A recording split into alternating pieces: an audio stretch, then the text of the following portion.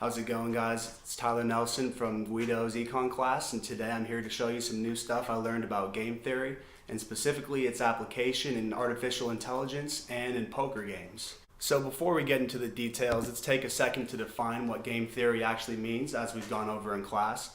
A game can be basically any situation in which players are making strategic decisions that take into account each other's actions and responses.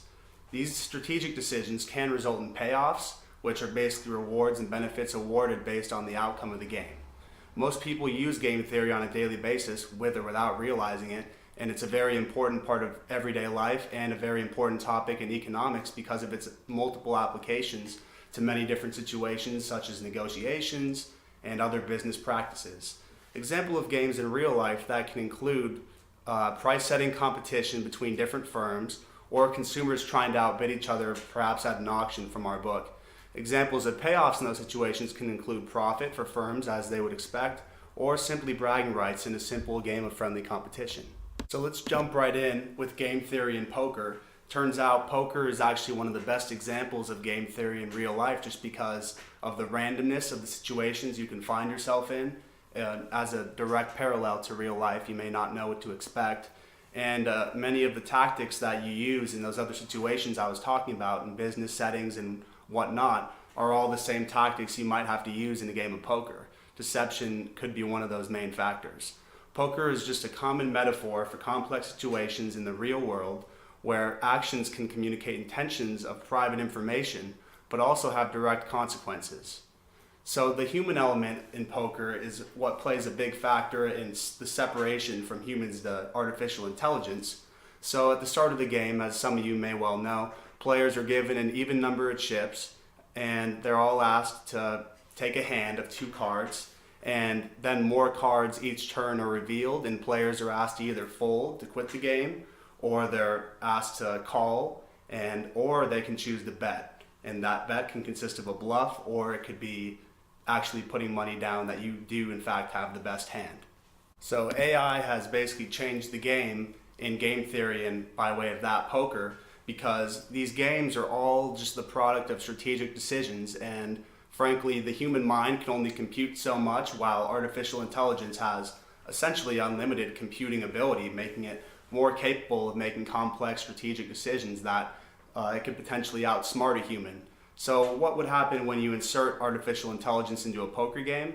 Well, here's examples of quotes from people who have seen it in action. Effective poker programs must exploit the techniques of game theory, the mathematical framework for analyzing the rational response of multiple actors whose actions affect one another.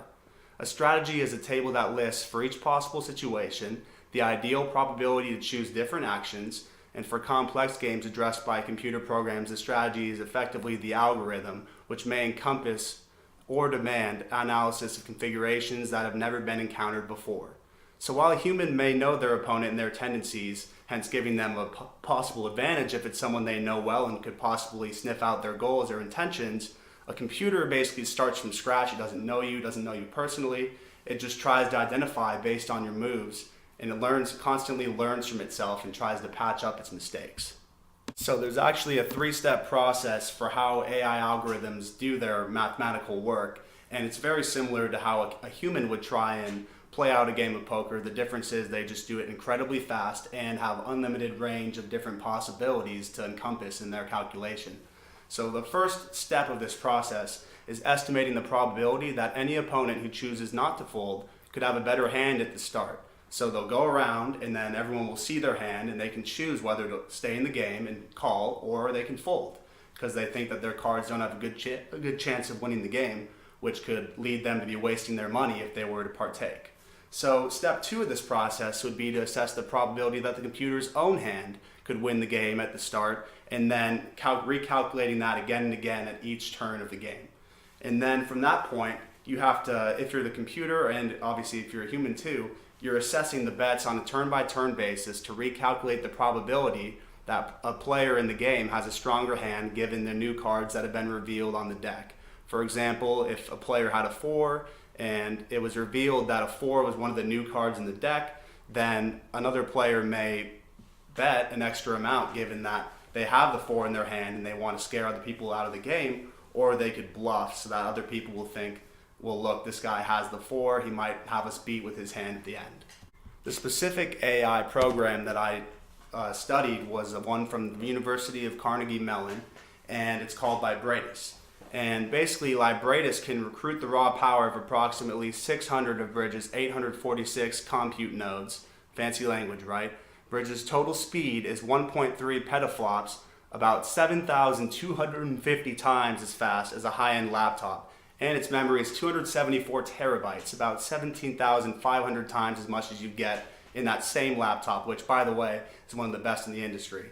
So to get a look inside of what the algorithm is actually thinking of, or to put it in a human perspective per se, it basically does this. After play ended each day, this is at the end of the competition that they have, which I'll get into in a minute. After play ended each day, a meta-algorithm analyzed what holes the pros had identified and exploited in Libratus' strategy. Libratus is the AI, Sandholm said. It then prioritized the holes and algorithmically patched up the top 3 using a supercomputer each night.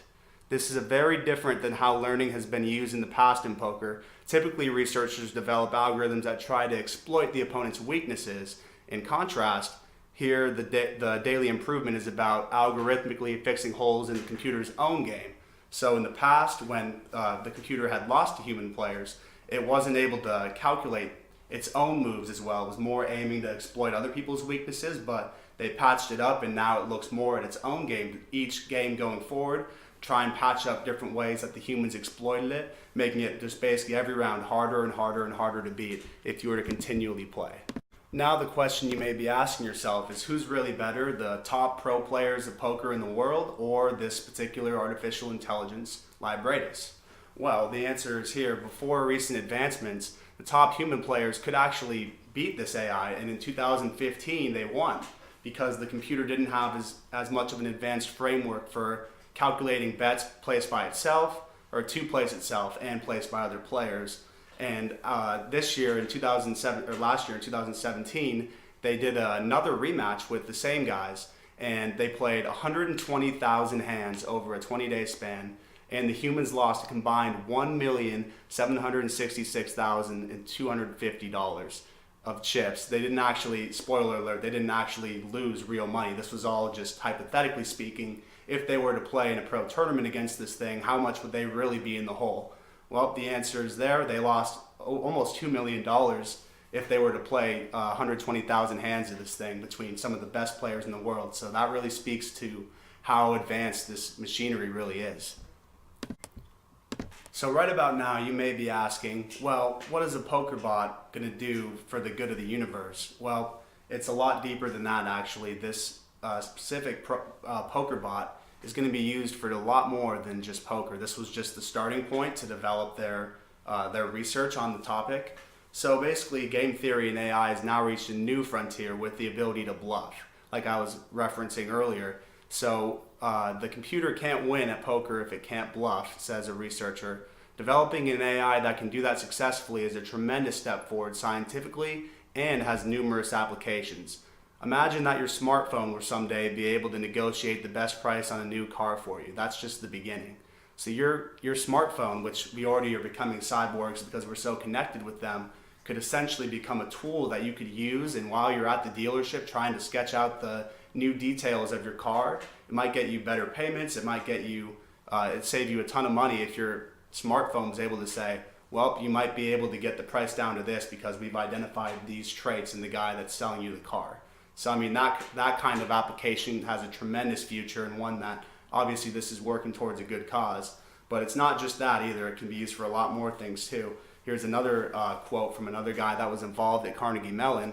The Libratus win is an important milestone toward developing AIs to address complex real-world problems. At the same time, Bridges is empowering new discoveries in the physical sciences, biology, social science, business, which is very applicable for us, and even the humanities. And with its unique emphasis on usability, new projects are always welcome.